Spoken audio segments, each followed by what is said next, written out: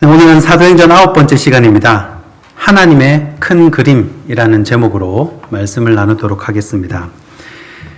이 구약과 관련된 유대 전통이 있습니다. 이스라엘에는 신성모독이라는 것이 있습니다. 하나님의 이름을 비방하거나 아니면 모세의 이름을 비방하거나 아니면 성전을 비방하는 것, 이 세 가지가 신성모독죄로 걸리게 됩니다. 이 신성모독이 아무렇게나 이렇게 잡아 가두고 걸리는 것이 아니라 이 유대인 랍비 주석서에 따르면 이 세 가지가 이 신성모독죄로 이렇게 해당이 된다고 합니다. 그리고 이 신성모독죄를 범하면 반드시 돌로 쳐 죽이게 되어 있습니다. 목을 베거나 불로 태우거나 사지를 찢거나 이런 건 안 되고 오직 돌로 쳐서 죽이게 되어 있습니다. 여기서 조심해야 할 게 돌로 쳐 죽이는 이 원래 법이 있고 또 시간이 흐르면서 이스라엘이 이 포로로 잡혀가고 또 다른 나라로 흩어지면서 돌로 치는 법이 이 상황마다 약간씩 달라집니다. 그러나 원래 원칙은 이렇습니다.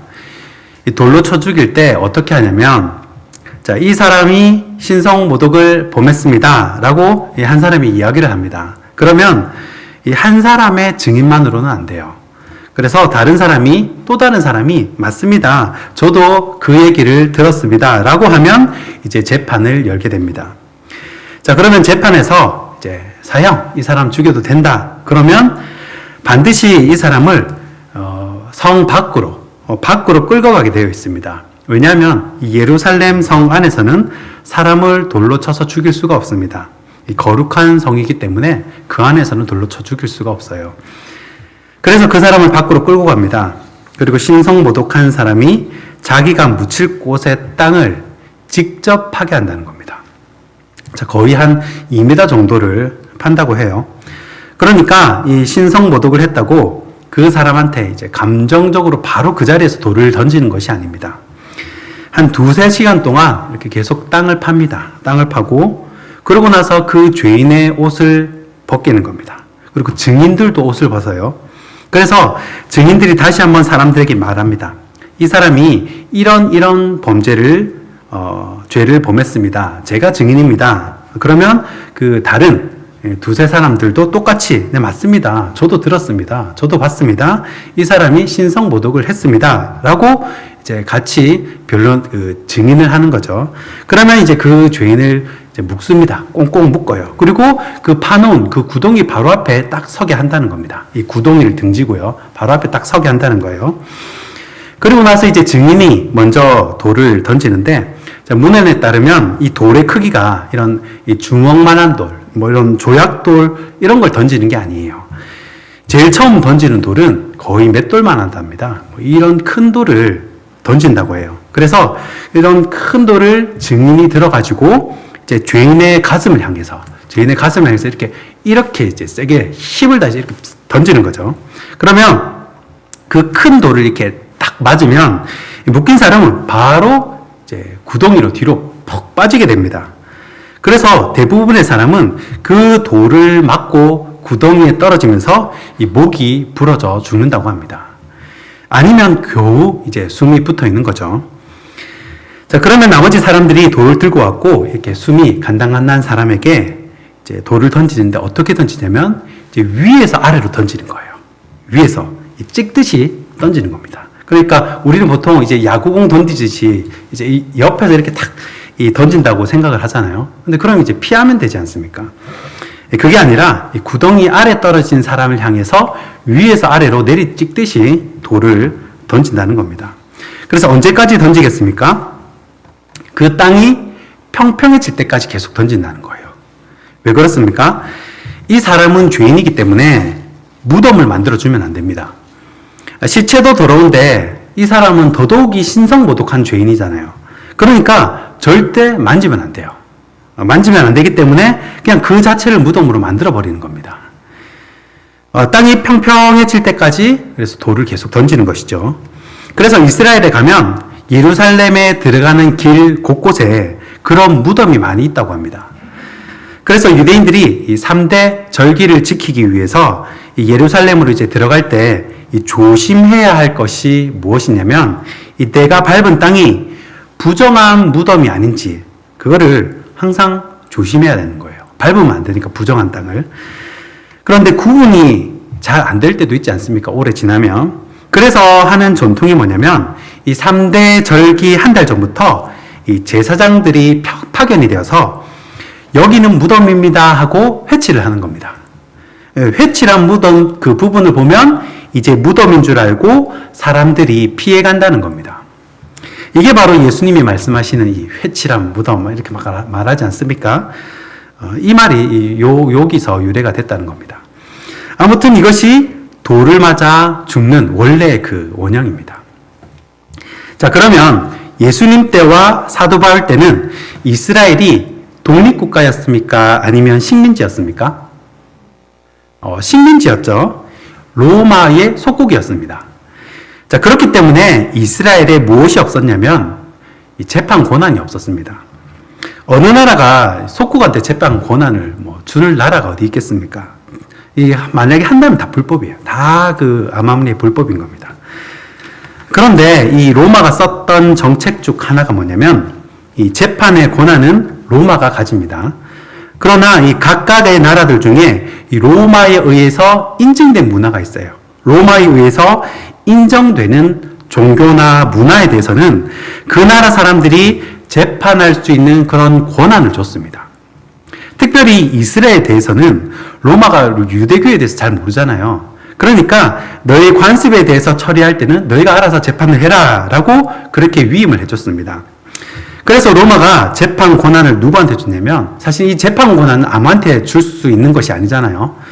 그래서 그 권한을 준 사람들이 바로 산헤드린입니다. 이 산헤드린은 제사장과 레위인과 또 율법 교사와 장로들로 구성된 70명을 말합니다. 이스라엘 전체의 최고의 의결 기관이에요. 자, 그 산헤드린 공회의 대표가 대제사장입니다.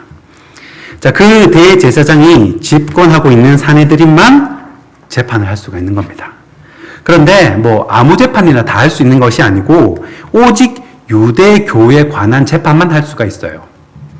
그리고 사형 권한은 없습니다. 사형할 때는 로마에 물어봐야 돼요.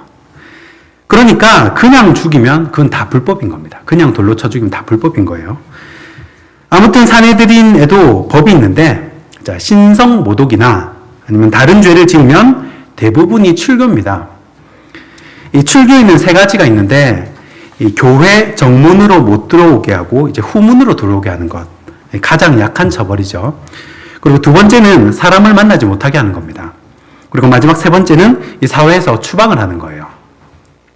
자, 그런데 이제 제일 심한 것은 사형이겠죠. 그런데 사형을 할 때는 반드시 뭘 해야 하냐면 이 산헤드린 공회원 한 사람 이상이 참석을 해야 합니다. 반드시 그래요. 당연하겠죠. 로마가 재판 권한을 산헤드린한테 줬으니까 사형을 할 때는 이 70명이 다 한꺼번에 참석할 수가 없습니다. 어떤 사람은 갈릴리 살고 어쨌든 저 위쪽에 살고 밑쪽에 살고 이러니까 한꺼번에 다 모일 수가 없어요. 그래서 산헤드린 공회원 한 사람은 반드시 참석을 하게 되어 있습니다. 자, 그 사람이 허락을 하고 그 사람 허락하에서 사형이 집행되어야 하기 때문입니다. 자, 그래서 그 산헤드린 공회원 앞에 죄인의 옷과 증인의 옷을 벗어놓게 됩니다. 자, 그러면 내가 길을 지나가는데 저쪽에서 사형이 집행이 되는 거예요. 사형이 누가 돌을 던지려고 하는 겁니다. 자, 그러면 그곳에서 그 사형 집행의 최고의 권위자, 가장 높은 사람을 알아볼 수 있을까요? 없을까요? 이 사형 집행한 현장을 내가 지나가다가 봐요, 우연히. 근데 그곳에서 누가 책임자인지, 누가 최고의 권위자인지 알 수 있을까요? 없을까요? 알 수 있죠? 뭐 보면 알 수 있습니까? 그렇죠. 누구 발 앞에 옷이 있는지 보면 됩니다. 그것을 염두에 두고요, 여러분, 사도행전 6장을 한번 보시기 바랍니다. 사도행전 6장, 앞으로 넘겨가지고요, 사도행전 6장 12절입니다. 사도행전 6장 12절입니다.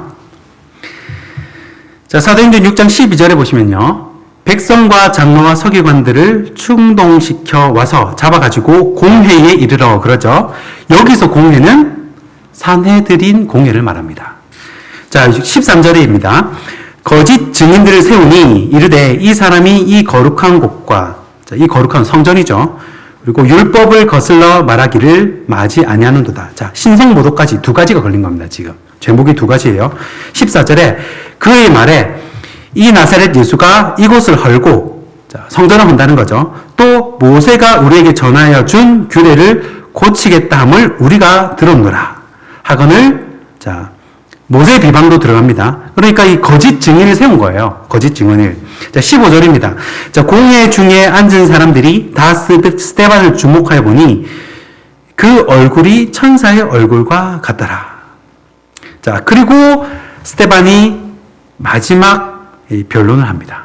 그 이제 7장 51절부터 나오는데요. 넘겨서 7장 51절을 한번 보시죠. 자, 7장 51절부터 제가 봉독해 드리겠습니다. 이 목이 곧고 마음과 귀에 할례를 받지 못한 사람들아, 너희도 너희 조상과 같이 항상 성령을 거스르는도다. 너희 조상들이 선지자들 중에 누구를 박해하지 아니하였느냐? 의인이 오시리라 예고한 자들을 그들이 죽였고, 이제 너희는 그 의인을 잡아준 자요 살인한 자가 되느니 너희는 천사가 전한 율법을 받고도 지키지 아니하였도다 하니라. 자, 이것이 스데반 집사님의 마지막 설교입니다. 그리고 마지막 결론을 뭐라고 내리냐면요. 결론이 오늘 읽은 54절 본문이에요. 54절, 7장 54절입니다. 자, 그들이 이 말을 듣고 마음에 찔려 그를 향하여 이를 갈거늘, 55절, 스데반이 성령 충만하여 하늘을 우러러 주목하여 하나님의 영광과 및 예수께서 하나님 우편에 서신 것을 보고. 아멘. 자, 이 부분이 중요하죠. 예수께서 하나님 우편에 서신 것을 보고. 자, 성경 어디에도요, 예수님이 하나님 우편에 서 있다는 표현이 없습니다. 보통은 다 우편에 어떻게 하고 계십니까? 우편에 앉아 계십니다. 왕의 모습으로 앉아 계시죠. 자리에 섰다는 것은, 일어섰다는 것은 어느 나라 문화든 상관이 없어요. 누가 들어올 때 이제 자리에 다 일어선다. 그러면 이 사람은 그 조직 내에서 존경받는 분이고 높은 분이라는 것을 알 수가 있습니다. 일어난다는 것은 존중의 대표적인 표현이죠. 예수님이 일어나시는 겁니다. 자, 그리고 사도행전 7장 56절입니다. 7장 56절. 말하되 보라, 하늘이 열리고 인자가 하나님 우편에 서신 것을 보노라 한데 그들이 큰 소리를 지르며 귀를 막고 일제히 그에게 달려들어 성 밖으로 내치고 돌로 칠세 증인들이 옷을 벗어 사울이라 하는 청년의 발 앞에 두니라. 자, 이 사울이 누군가요? 사도 바울입니다. 이 사울은 유대식 표기고요. 바울은 헬라식 표기입니다. 사울 앞에 옷을 벗어뒀다는 의미가 이제 이해가 되실 겁니다. 자, 그럼 제가 질문을 하나 드리겠습니다. 스데반의 사형 집행은 누구의 허락, 누구의 책임하에 집행이 된 것입니까? 사울입니다. 사도 바울이에요. 그러면 누가 스데반 집사님을 죽였나요? 사도 바울이 죽인 거예요. 사도행전 7장 59절입니다. 그들이 돌로 스데반을 치니 스데반이 부르짖어 이르되 주 예수여 내 영혼을 받으시옵소서 하고. 자, 여기서 부르짖었다는 말은 큰 소리로 외쳤다는 것이 아닙니다. 돌 맞고 죽어가는 사람이 힘을 내가지고 한마디 한 거예요. 자, 그 내용이 무엇인지 보시죠. 돌 맞고 죽어가는 사람이 무슨 말을 했나? 사도행전 7장 60절입니다. 자, 무릎을 꿇고 크게 불러 이르되 주여 이 죄를 그들에게 돌리지 마옵소서. 이 말을 하고 자니라. 아멘. 여러분, 이 기도를 누가 들었겠습니까? 누가 들었으니까 기록했을 거 아니에요. 누가 들었겠어요? 가장 가까이 있는 사람이 들을 수 있겠죠. 가장 가까이 있는 사람, 당연히 사도 바울이겠죠. 재판을 진행하는 사람은 바로 앞에 있어야 합니다. 옷이 그 앞에 있으니까. 바울이 그 기도를 듣고 여러분 얼마나 비웃었겠습니까? 신성 모독한 주제에 야, 미쳐도 단단히 미쳤구나. 얼마나 비웃었겠어요. 자, 그리고 8장으로 넘어갑니다. 그런데 이 사도행전 8장은 삽입된 장이고요. 중간에 삽입된 장이고, 사실은 이 내용이 9장으로 바로 연결이 됩니다. 자, 9장의 내용이 뭡니까? 사도행전 9장의 내용이 예수님이 바울을 찾아와서 만나주신 장입니다. 그러므로 누가에게 이 사도행전의 대부분의 내용을 알려준 사람은 누구겠어요? 사도 바울이에요. 이게 누가가 저자했을 때 사도 바울이 이걸 알려준 것을 어느 성경학자도 이 사실은 부정하지 않습니다.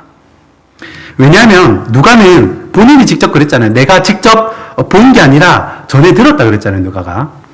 그러니까 사도행전의 모든 내용, 뭐 이런 내용은 넣고 이런 내용은 빼고 모든 과정에 이 직접적인 영향을 미친 사람이 바로 사도 바울입니다. 스데반 집사님의 죽음 다음에 바로 연결되는 내용이 이 9장 다메섹 도상에서의 사울의 회심입니다. 자, 그러므로 사도 바울은 자기처럼 추악하고 포악한 그리스도인들을 죽이던 이 쓰레기 같은 자기에게도 하나님의 은혜를 베푸신 것은 누구의 기도의 결과라고 생각을 할까요? 네, 스데반 집사님의 기도의 결과라고 생각하는 거예요. 이 내용의 구성을 배치한 걸 보면 본문의 흐름이 그래요. 그래서 사도 바울이 이렇게 기록한 그 13권의 서신을 자세히 살펴보면요, 스데반 집사님을 추억하는 듯한 표현이 많이 있습니다. 여러분, 디모데후서 한번 찾아보시겠습니까? 신약성경 346면입니다. 디모데후서 4장 6절입니다. 디모데후서 4장 6절. 신약성경 346면입니다. 디모데후서 4장 6절. 신약성경 346면입니다. 자, 4장 6절 말씀을 보면요. 자, 이렇게 사도 바울이 이렇게 고백을 합니다.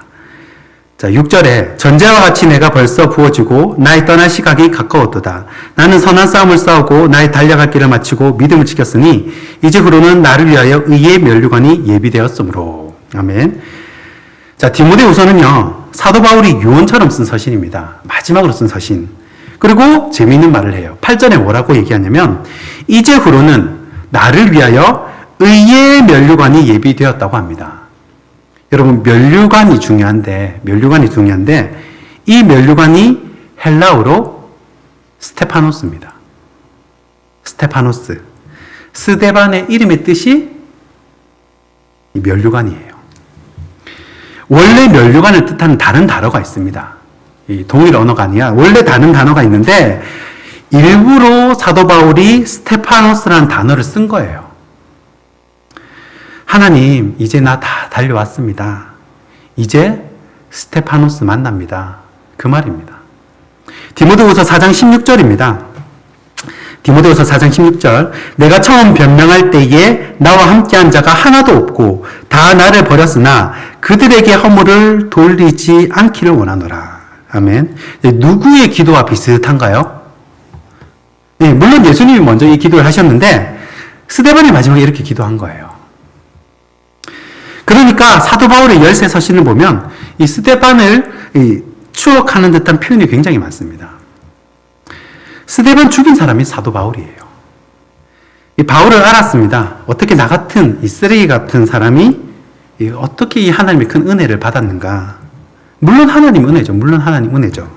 그러나 사도행전을 통해서 알 수 있는 것은 스데반 집사님이 죽으면서까지 하신 그 기도의 결과로 예수님이 나를 찾아오셨구나. 이 사도 바울은 그렇게 이해하는 겁니다. 그 중보 기도를.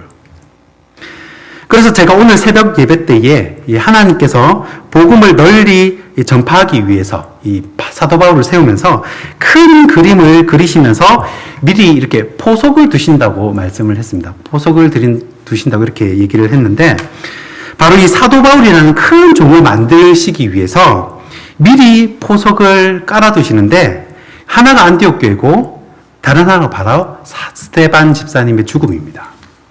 스데반 집사님이 없었으면 사도 바울도 없어요. 그리고 또 한 명이 나중에 나오는데 또 한 명이 바나바입니다. 바나바. 여러분, 그 바울의 고향이 다소입니다. 이 바울이 처음에 이제 사역이 완전 실패를 하고 낙심을 해가지고 고향 다소로 내려가 있습니다. 마음이 많이 힘들었겠죠. 다 내려놓고 그렇게 사역을 했는데 1차 전도 여행 전에 이렇게 고향으로 내려가 있어요. 이 다소에서 이제 의기소침하게 있는 이 바울에게 다시 용기를 주고 또 동기부여를 해서 안디옥 교회에 데려와 가지고 1년 동안 사역을 하도록 그렇게 도와준 사람이 바로 바나바예요. 안디옥 교회에서 기근 때문에 예루살렘 교회에 파견됐을 때 여러분 그때 이 리더가 바울이 아니라 바나바입니다. 바나바. 그런데 여러분 어느 순간부터 성경 보시면요. 어느 순간부터 이 바나바와 바울에서 바울과 바나바로 바뀝니다. 보시면 이 나중에 지나갑니다. 이 처음 바나바와 바나바와 사울 이렇게 나오거든요. 근데 어느 장부터 바울과 바나바 이렇게 바뀌어버려요. 우선순위가 바뀝니다. 여러분 그때 이 바나바 기분이 어땠을 것 같습니까? 바울은 내 후배인데 내가 키운 사람인데 내 머리 위로 올라가네? 그런 모습 어디에도 없어요. 여러분 그게 쉽다고 생각을 하십니까?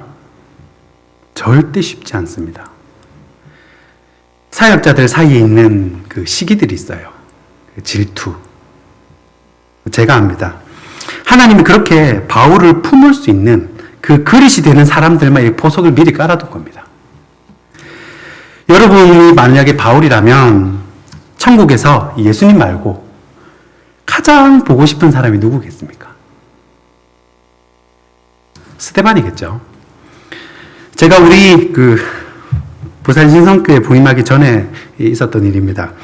어느 날 밤에 저희 아버지하고 차 안에서 대화를 나누고 있었습니다. 아버지가 그래요. 진성아, 나 사실 다른 아들이 있단다. 그러시는 겁니다. 제가 깜짝 놀랐습니다. 그리고 아들 사진을 보여줘요. 자기 다른 아들 사진을. 너무 놀랐어요. 이 막장 드라마에서나 볼 것 같은 그런 일이 이제 생긴 겁니다. 제가 사진을 보니까요. 얼굴이 새까만 아프리카 아이 사진이더라고요. 어떤 후원단체를 통해가지고 매달 얼마씩 이제 후원을 하고 있는 겁니다. 자기가 매달 그 아이를 위해서 기도하고 편지도 보여주고 사진도 보여주는 거예요. 매달 그 아이를 위해 기도하고 후원을 하고 있다는 거예요. 제가 그때 아버지한테 되게 역정을 냈습니다. 화를 내서.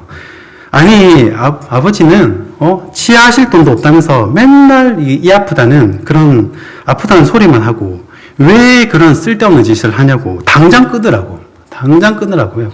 아버지가 알았다 하더라고요.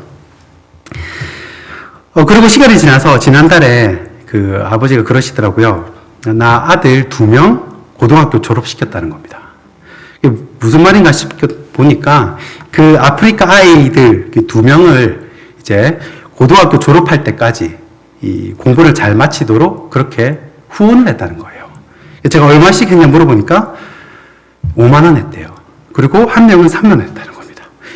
이 대학교까지 시키고 싶은데 이제 힘이 붙여가지고 못했다는 겁니다. 제가 그 얘기 듣고 소름이 돋았습니다. 참 힘들고 포기하고 싶을 때마다 이 까마귀와 같이 도와주신 분들이 저에게도 계셨거든요. 하나님은 나에게 복을 주시기 위해 이 아버지를 통해 미리 이렇게 포석을 깔아두시는 겁니다. 온몸에 종렬이 돋는 거예요. 여러분 영화 기생충에 보면요. 배우 송강호의 유명한 대사가 있습니다. 인생에 치밀한 전략을 세운 아들에게 아버지가 뭐라고 하냐면 야 너는 다 계획이 있구나 라고 말을 하는 겁니다. 여러분 우리 하나님은 다 계획이 있으십니다.